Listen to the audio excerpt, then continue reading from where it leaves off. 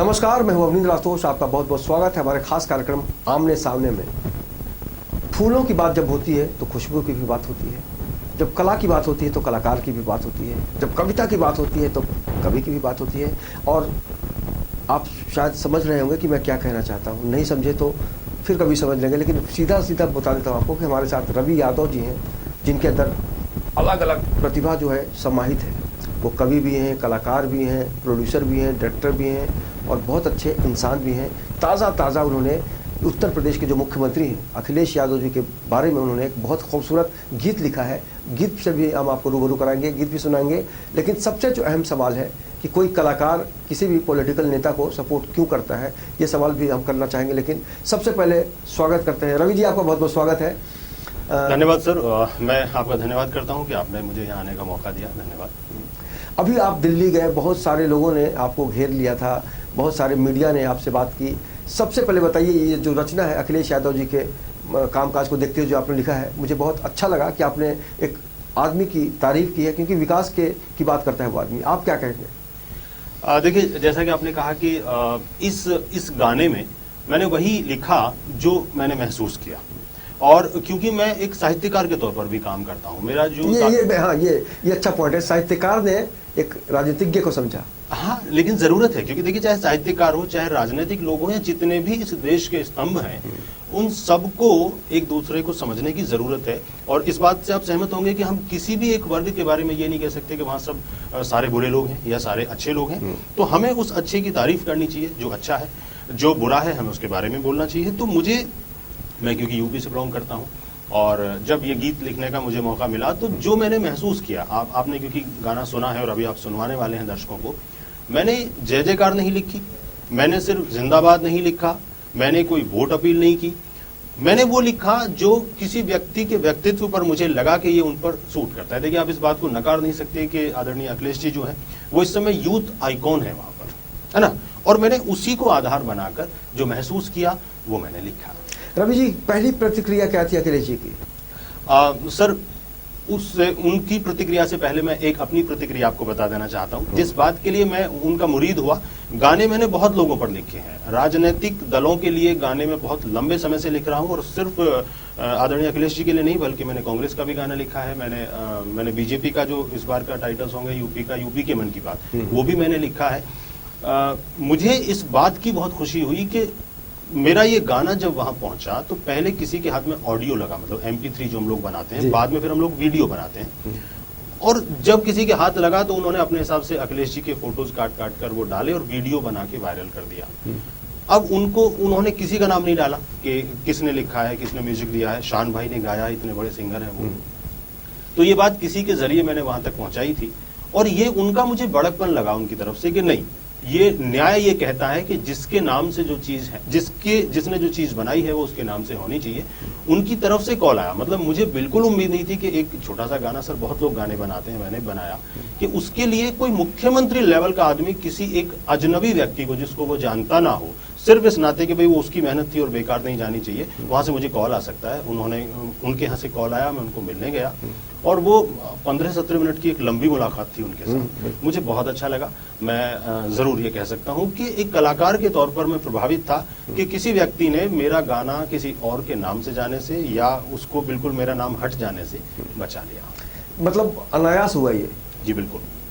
और किन किन बातों को आपने ध्यान में रखा जब शब्दों की पिरोते हैं आप?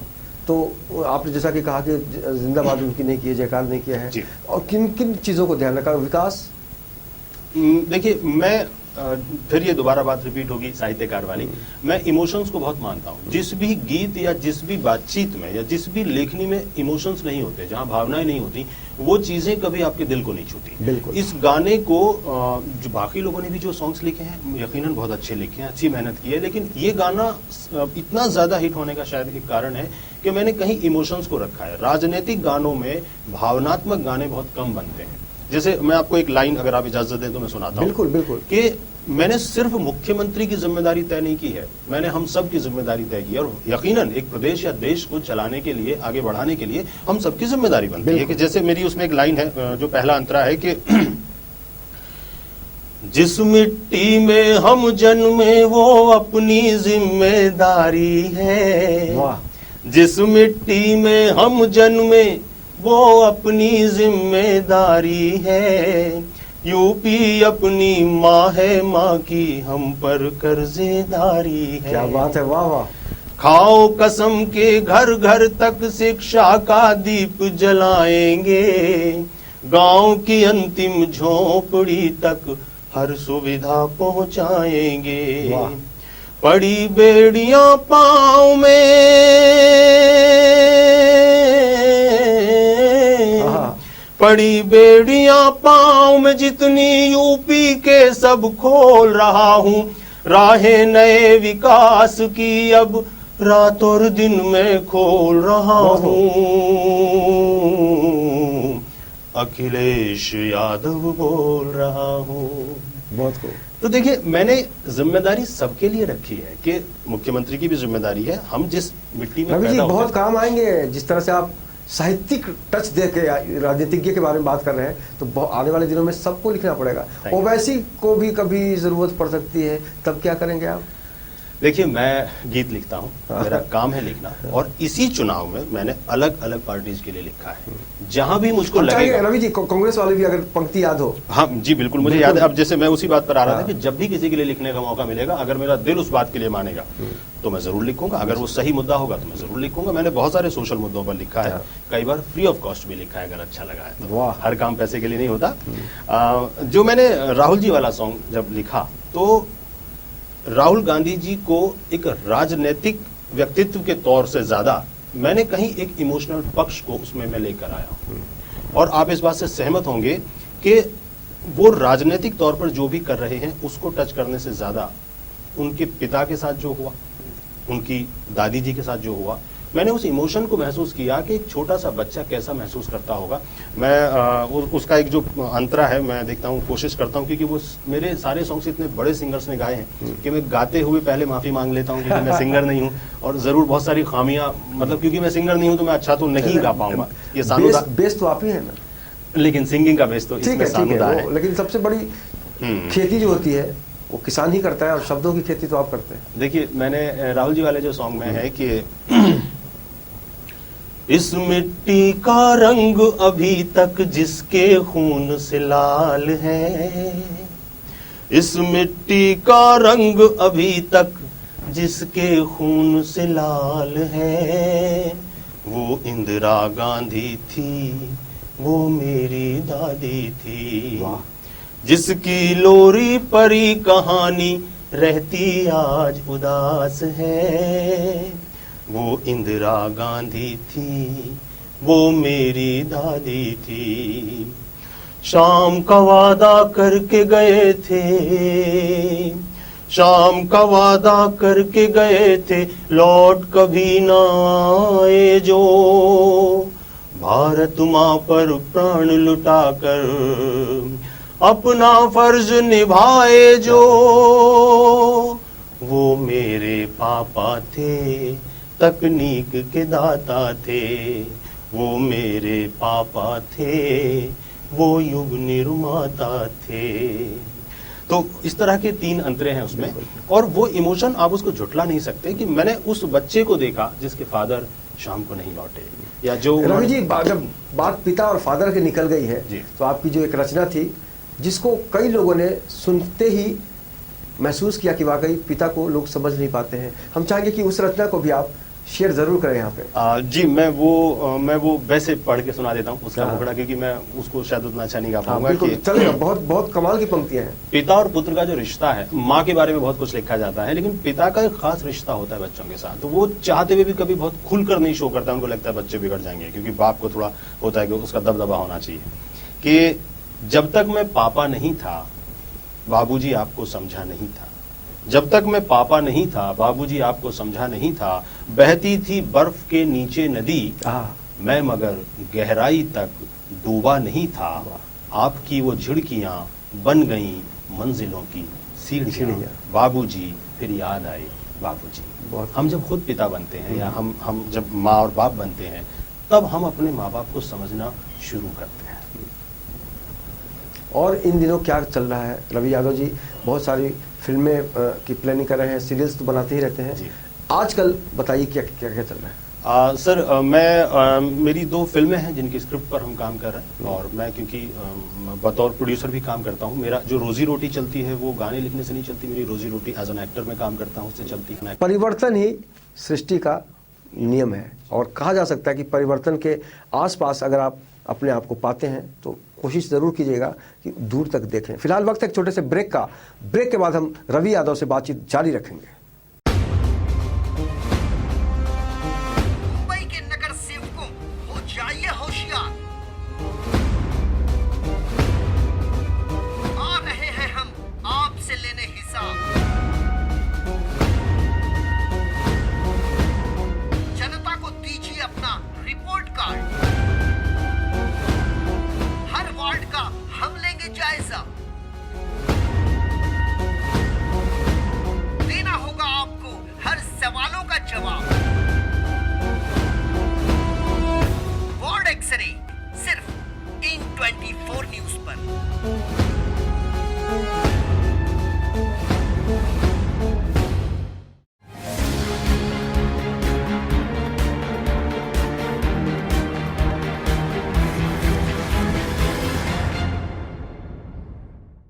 ब्रेक के बाद आपका बहुत बहुत स्वागत है। आप देख रहे हैं मेरे साथ आमने सामने, जिसमें एक बहुमुखी प्रतिभा के धनी आज हमारे साथ हैं रवि यादव, जिनके अंदर बहुत सारे टैलेंट हैं। कवि भी हैं, एक्टर भी हैं, और राजनीतिज्ञों को बड़ी अच्छी तरह से समझते हैं क्योंकि वो साहित्यकार हैं। अभी हम बात कर रहे थे कि परिवर्तन की बात हो रही थी ब्रेक से पहले। रवि जी उत्तर प्रदेश से आए हैं, दिल्ली से आए हैं, नोएडा से आए हैं। रवि जी, आपको क्या क्या मतलब लगता है कि आप उत्तर प्रदेश से जुड़े हुए हैं, क्या आपको लगता है कि वाकई अखिलेश यादव में संभावनाएं हैं? देखिए, ये बहुत व्यक्तिगत सा सवाल हो जाएगा कि कौन किस नहीं, आप यहाँ पे थोड़ी देर के लिए उत्तर प्रदेश के इंसान हैं, मायावती जी हैं, अखिलेश जी हैं, राहुल गांधी का भी सपोर्ट है। आपको मतलब क्या लगता है कि वाकई संभावनाएं हैं? मैं देखता हूं, और मुझे इस बात के लिए माफ किया जाए कि साहित्यकार के साथ एक बहुत बड़ी प्रॉब्लम होती है आर्टिस्ट के साथ, कि वो न चाहते हुए कभी न कभी जो मन में होता है ना बोल देता है। हाँ। तो मैं उस बात को जानते हुए बोल देना चाहता हूं कि हाँ, मुझे लगता है कि जो भी प्रदेश को नई दिशा की तरफ लेकर जाए, नए जमाने की तरफ लेकर जाए, युवा शक्ति की तरफ लेकर जाए, मैं उसमें यूपी के विकास के साथ हूं। जो भी यूपी का विकास करे मैं उसके साथ हूं, और मुझे संभावनाएं दिखती हैं। और संभावनाओं का अपना एक आकाश होता है। मुंबई में बहुत सारे मंच हैं। रवि जी अक्सर अलग अलग मंचों पे दिख जाते हैं, कविता पढ़ते हुए, गीत गाते हुए। रवि जी, कुछ हम चाहेंगे कि अपना अनुभव बताइए कि वाकई मुंबई का जो मंच है, खासकर अगर हम साहित्यिक माहौल की बात करें तो साहित्य का जो माहौल होता है वो महसूस कर पाते हैं, या फिर कि शब्दों से खिलवाड़ होता है? नहीं, मैं ऐसा नहीं मानता। मुंबई एक ऐसा शहर है जो सबको अपनी मुंबई हमारे लिए माँ जैसी है, जो अपनी गोद में सबको जगह देती है।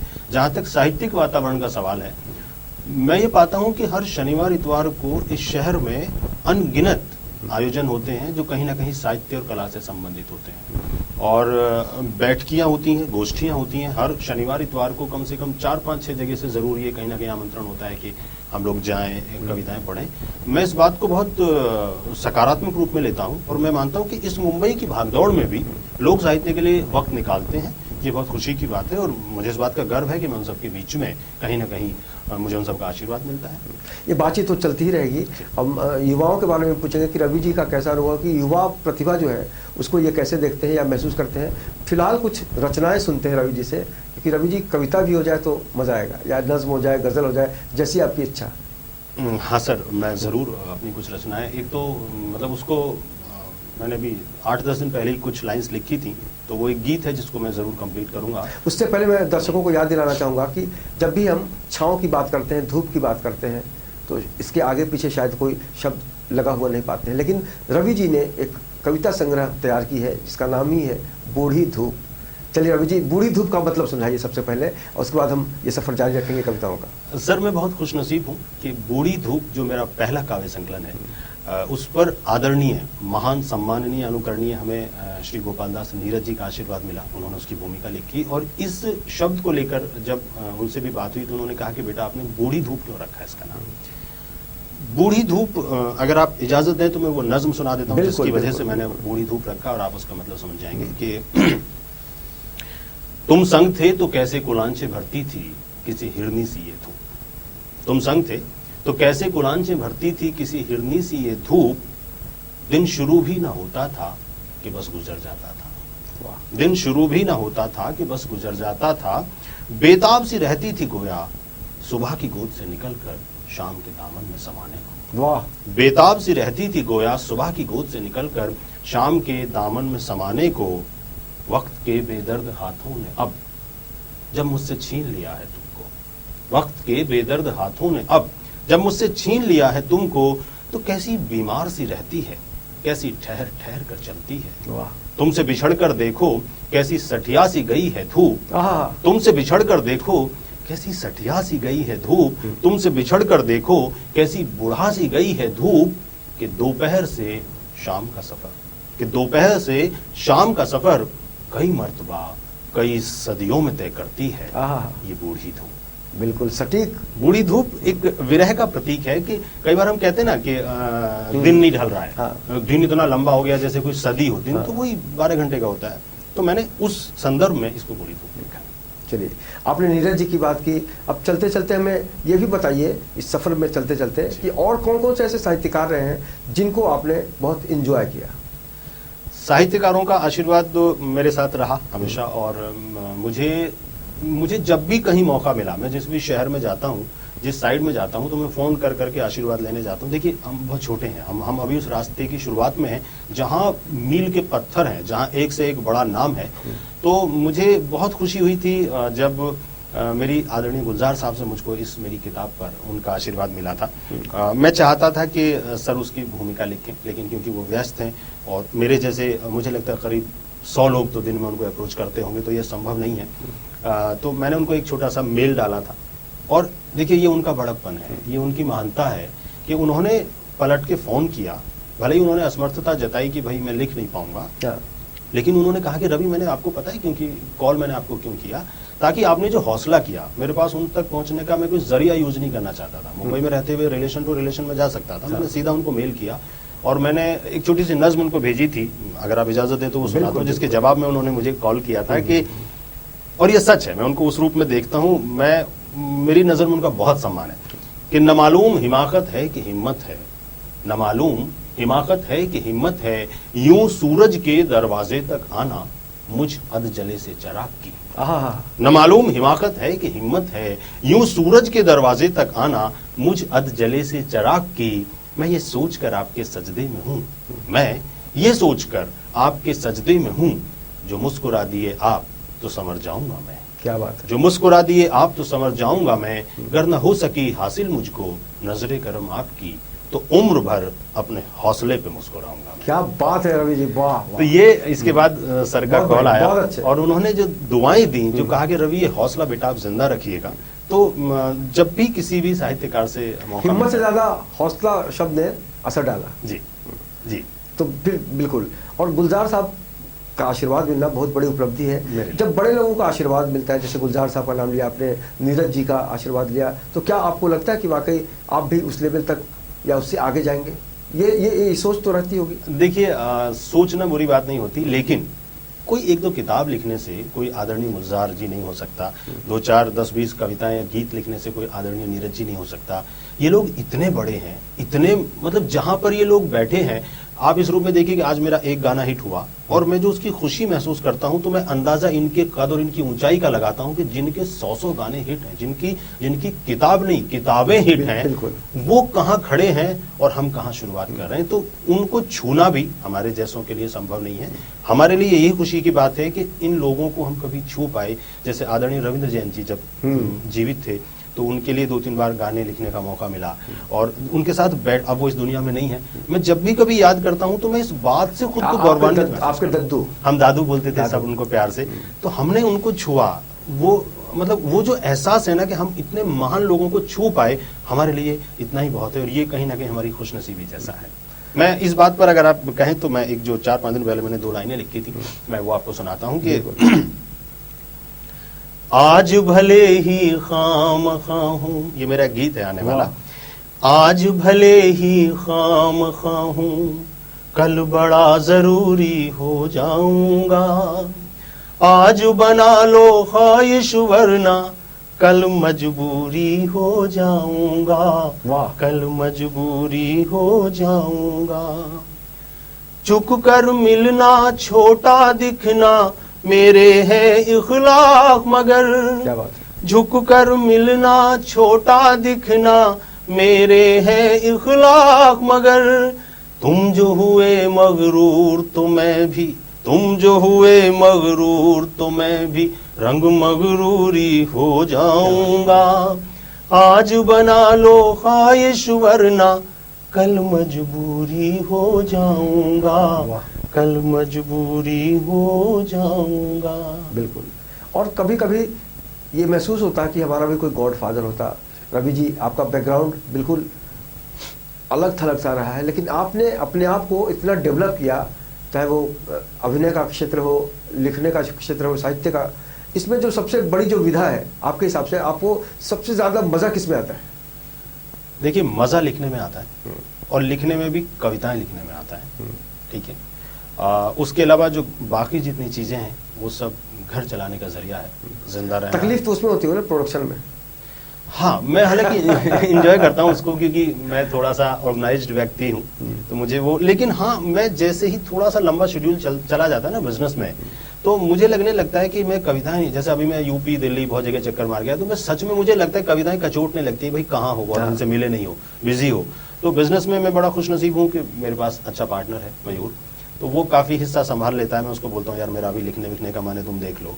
तो लेकिन हाँ, मैं लिखना मिस करता हूँ। नंबर 1 पर मेरे लिए अगर कोई सुकून का जरिया है तो वो मेरी कविताएं हैं, और मैं ईश्वर से चाहता हूँ चाहे जो भी मेरा साथ छोड़ दे, लेकिन कविताएं मुझ पर अपनी कृपा बनाए रखें। माँ सरस्वती की कृपा रहे कि मैं उनसे कभी दूर ना हूं। बिल्कुल। जहाँ ना जाए रवि, वहाँ जाए कवि। कवि की अपनी दुनिया होती है। लेकिन अगर हम बाकी लोगों की बात करें रवि जी, तो युवा प्रतिभाओं की अगर हम बात करें, आप तो बहुत सारे मंचों पे जाते हैं, बहुत सारी महफिलों में जाते हैं, युवा जो ये जो कवि होते हैं या लेखक होते हैं, कभी उन लोगों से वास्ता पड़ता है आपका? क्या आपको लगता है कि हमारा जो आने वाला भविष्य है उसमें और भी बहुत अच्छी यकीनन प्रतिभाएं आएंगी? यकीनन।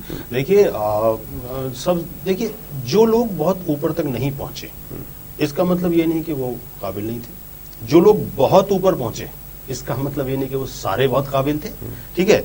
आपने अभी इससे पहले सवाल में एक बात गॉडफादर की थी। बात यह है कि कौन सही वक्त पर सही जगह पर पहुंचा, वो बहुत मायने रखता है। हाँ, गॉडफादर या कोई भी चीज आपको एक जगह सही मंच दिला सकती है, उसके बाद फिर आपको टिकना खुद पड़ता है। रहा सवाल इस बात का आने वाले वक्त का, मैं सच में महसूस करता हूँ कि इन दिनों जो गाने हमारी वाली जो पीढ़ी है जो लिख रही है, मैं मानता हूं कि साहित्य जैसा वो 70s वाला जो दौर था, जिसमें अच्छे 70s और 60s वाला जो दौर था कि अच्छा साहित्यिक गाने आते थे, मुझे ऐसा लगता है कि अब हम उस दौर में हैं फिर से धीरे धीरे, कि आजकल बहुत अच्छे गाने लिखे जा रहे हैं और बहुत मीनिंगफुल गाने लिखे जा रहे हैं, और ये आने वाले वक्त में, और मुझे लगता है कि आने वाली जो पीढ़ियां होंगी वो इसको और आगे लेके जाएंगी। और जाहिर तौर पर जब आपको मौका मिलेगा तो आप भी फिल्मों में गीत लिखेंगे जी, है ना?